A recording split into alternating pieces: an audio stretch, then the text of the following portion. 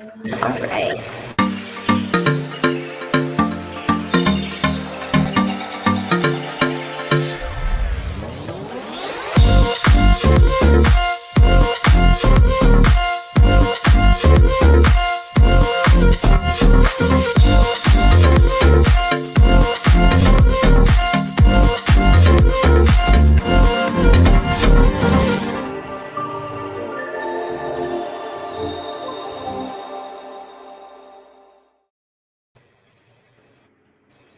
Well, welcome back to our Friday Live. And we're here today with our friend Janyce Myrland. She is the owner and lead designer at DreamHouse Drafting. She's actually our upcoming guest as well on our radio show this weekend. And we just want to welcome you back to the Friday Live. And thank you so much for providing wonderful information and updates on everything that's happening here in Hawaii with permits and design. So welcome back, Janyce. Thank you, Adrian. Thanks for having me on. Yes. So I know in our radio show, we talked extensively about some of these changes that have happened and that people need to be aware of when they're making these major upgrades to their house. So maybe you could share a few things to be on the lookout for as far as changes with permitting and the process. Okay, so the process is taking longer. There has been a change to no paper plan submissions. For a number of years, people have had a choice. They could either have their plans uploaded into the e-plan system and reviewed that way, or the other option was the old-fashioned way where you printed out 3 to 4 sets of the plans, which would get reviewed by an examiner. And if there were any issues or concerns, then there would be notes written back to you, and you would have to manually fix those paper plans. If you chose the digital way, well, then everything's computer, and it's a much cleaner and easier way to update it. But the city and county has made it that as of January 1st, everything must be submitted by the digital method. So with DreamHouse Drafting, you guys have actually been using this digital method since, 2016? Probably a little earlier than that. I don't remember exactly when it was rolled out, but I basically gave the system 6 months to work out all the kinks and then started doing it. So I think I have projects that go back possibly as far as 2014 in there, because you can see a history when you log in of all your projects. So consumers that are currently doing upgrades to their home, they've got to be aware of these digital requirements that they're no longer accepting the paper. Right, the paper is no longer accepted. So that is just got to change the way you plan. And of course, there's kind of a backlog during this transition period. So it seems to be taking plans approximately 3 to 4 months until they get to the actual assigned examiner. They're kind of languishing in what's called pre-screen up until that point. So I guess previously, before this, this changeover, how long were things taking as far as getting the permits approved versus now? What are you seeing as far as the difference in time, the backlog, as you say? The backlog seems to be in the entry. The actual examiners seem to have sped up a little bit, whereas the entry seems to be the issue. So, as I told you in a prior conversation, I actually submitted something in August that only exited pre-screen this week, Monday. Wow. So that means it's now finally going to an examiner for the real review. But there were several other items that went in August, and they exited pre-screen at various times. Some in November, some in October. So you never know. It's just No, we don't know the now. square And maybe when this settles down, I mean, you used to ask me, and I was giving you a from start to finish. Mm-hmm. Now it's like I really don't know. I mean, I had one or two items before this backlog took place that actually made it through the entire system in 30 days or less last year. There's always one or two shocks of that type. And, other than that, you have like a couple of months expected, and some of them because of weirdness on the lot or other strange issues that come up, maybe longer. But this is So weird. yeah, so if somebody is planning to, put an ADU on their home or add an addition, do some major renovations, because these are all things that you and your firm help with. What kind of time frame should they be anticipating? I know that it's like you said, it's kind of all over the place, but I guess best case and worst case that you've seen. Okay, so ADUs, you cannot, you can try, but you should never, ever attempt to put in a building permit application for an ADU without first the ADU pre-check. And Yes. those have been taking approximately 4.5 to 6 weeks to work their way through the system. It is a application that goes before every city and state department that would review the real permit. And if any of them says no, we will not be able to approve an ADU, then you're given a denial and you may not proceed with attempting to get an ADU building permit. I recommend to all of my clients that the ADU pre-check happens first, okay? So Don't Janice, pay if they get anybody for denied, design. if they get denied for the ADU, is there any other options that you offer? Like, could they just build an addition instead, or Well, just the yes, additional square footage is cases, not appropriate? How does in that most in most cases, you can do revisions and modifications to your home and get them approved by the building permit process. People just need to understand what an ADU is. It is another full unit on a property, and typically it is placed on a lot where the zoning only allows for one dwelling. work? So Mm-hmm. the ADU would be a legal second dwelling. And these pre-checks usually have to go through. Frequently, the reason why they are denied is inadequate sewer capacity. And if the sewer capacity is inadequate, it's inadequate. A lot of people get upset because they'll point to the monster home around the corner. But, Mm-hmm. when you are doing things legally and it gets the review comes back, and the engineers at wastewater have really checked it out. So I know that the city and county was really encouraging people to add these ADUs for a while, especially because of our housing shortage and lack of affordable rentals. So have you seen that slow down? I know that there was some special rebates or discounts for a while. Is that still Yes, going? and they were renewed and they are still in effect. And basically, if you are approved for your ADU pre-check, when you submit your building permit application, you are not going to be charged a plan review fee. You're not going to be charged the sewer connection fee, and you're not going to be charged the building permit fee for the ADU. And on the typical maximum size ADU of 800 square foot, you're looking at a savings of approximately $10,000. Oh wow, that's a nice little added bonus. And It I think is. last time we talked about that, this was not something that was going to be going on forever.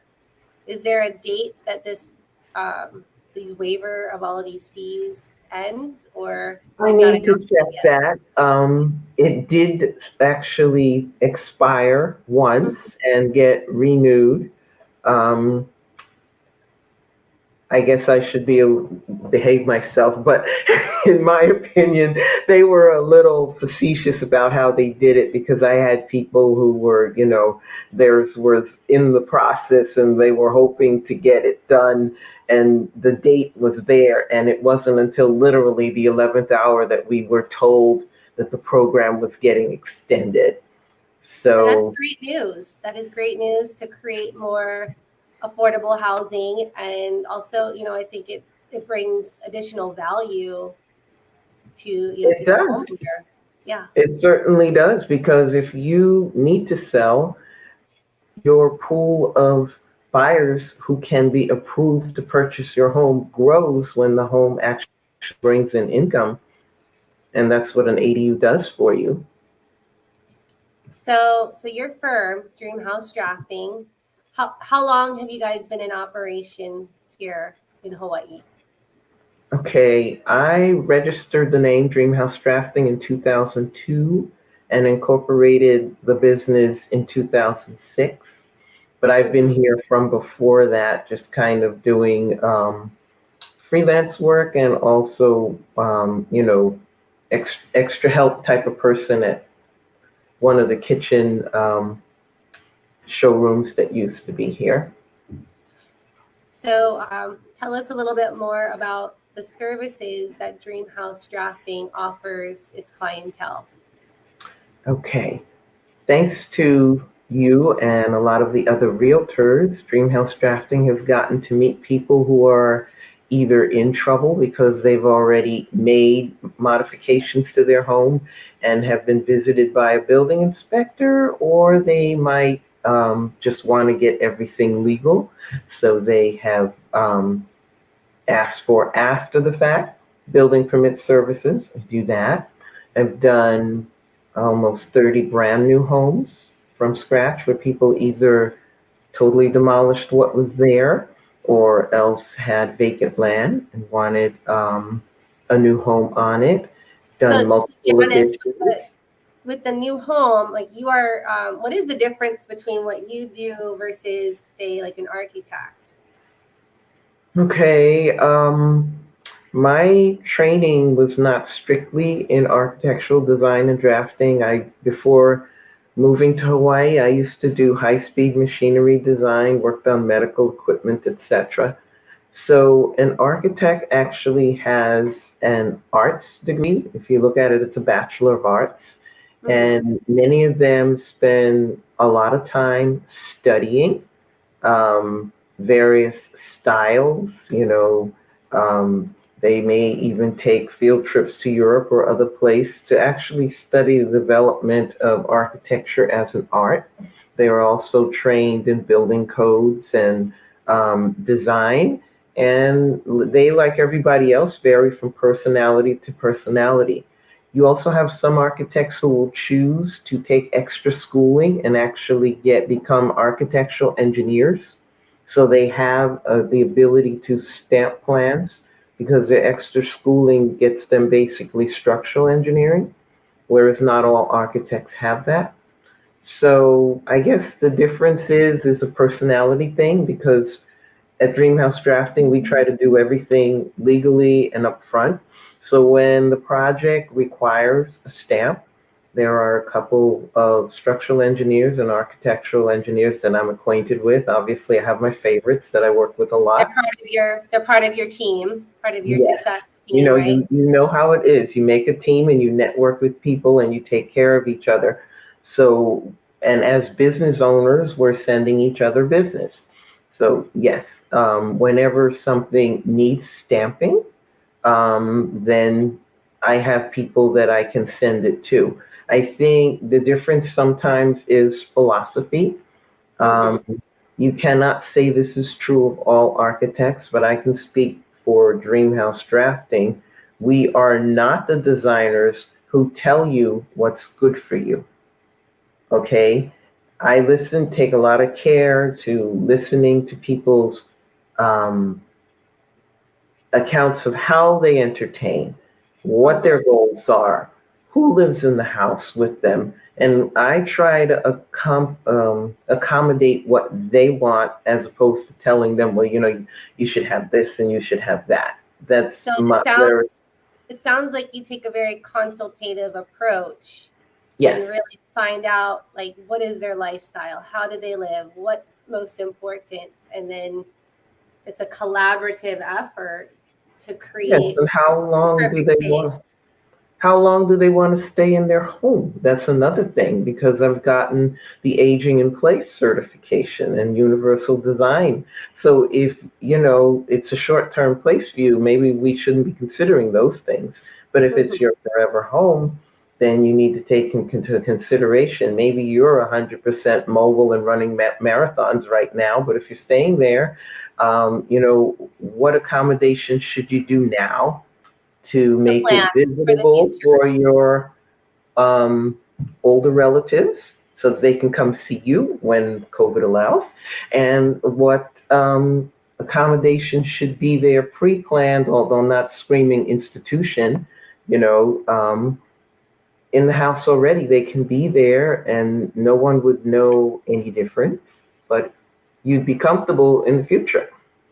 Well, I love how you take that, like the big picture, and you get your clients thinking, not just for the right now, but also for the future. So, It's really makes a difference. And when you think about how building codes change and evolve, everything gets more expensive to do later. mhm. So anything that you can cover and handle now and be ahead of the game, it's better. So planning with the end in mind, and then working backwards from there to just be very economical about how you're making these upgrades and these changes to your home. Right. I mean, I don't like to bash architects or anything like that, but I have actually been hired in cases where people paid very good money to someone else who was the licensed architect, and they parted ways for one of two reasons. Either the person never listened to them and never gave them what they said they wanted, or in the one case, the architect's final plans were way beyond their budget because they never Mhm. They listened didn't to the listen. owner. Yeah, And so they needed something done, but they could not build what was designed for them. That was impossible it was budget out of wise. the budget. So, Janice, as we are wrapping up the show, I just want to ask, like, who's your ideal client? Who should be connecting and reaching out to you? What kind of services are you best Well, matched for? okay. Well, obviously, I have my favorite things to do. I know I was beginning to get to be known as the after the fact lady. That's not my favorite. I prefer to be doing redesigning your kitchen or You can do creating it. a beautiful master bath suite for Mhm. you. New homes or additions, that sort of thing. Design is what I prefer to do. I'm going to make a statement now, which I don't mean to be insulting, but people need to own the home. I have had people, try and tell me that, well, I want this done or that done. And then in our research, we discover they're not the property owner. And in one Oh, case, these people were using the Americans with Disabilities Act to bash their landlord and hmm, had actually coerced the landlord into making modifications on their home, threatening them, but wow. realistically speaking, they're renters, so they don't really have Yes. that right. So, So although it be a seems homeowner. obvious, they No have home up to here. own the home in order to have me do anything for them. And I've explained that to some people, like some renters who wanted to do a care home, and the landlord actually signed the contract with DreamHouse Drafting. And so the work went forward because obviously he was in accord with his tenants doing that. But Mhm. without that not happening, So, so you love doing the design work. That is yeah, where you shine, and that's your favorite things to do. However, you are fully capable of many other things that that people will need in regards to permits and after the fact permits, and helping them to add some additional, maybe an income property with the ADU onto their